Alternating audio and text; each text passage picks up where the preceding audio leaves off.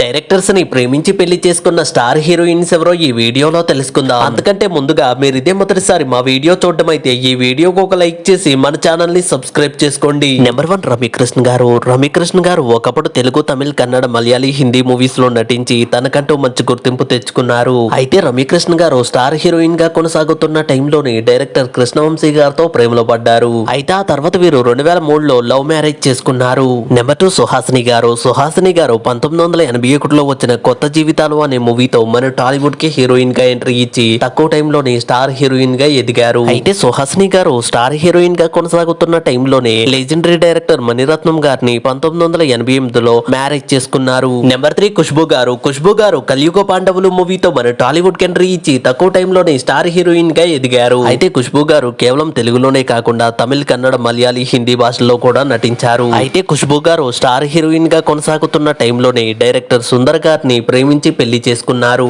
Number 4 Saranya గారు. ఒకప్పుడు star heroine గా ఒక వెలిగిన శరణ్య గారు ప్రెజెంట్ క్యారెక్టర్ ఆర్టిస్ట్ గా రాణిస్తున్నారు. అయితే శరణ్య గారు స్టార్ హీరోయిన్ గా కొనసాగుతున్న టైంలోనే డైరెక్టర్ పొన్వనాన్ గారిని ప్రేమించి పెళ్లి చేసుకున్నారు. ఈ వీడియోకి ఒక లైక్ చేసి వీరిలో మీకు ఇష్టమైన హీరోయిన్ ఎవరో కామెంట్ చేయండి. అలాగే వెళ్తూ మన ఛానల్ ని కూడా సబ్స్క్రైబ్ చేసుకోండి.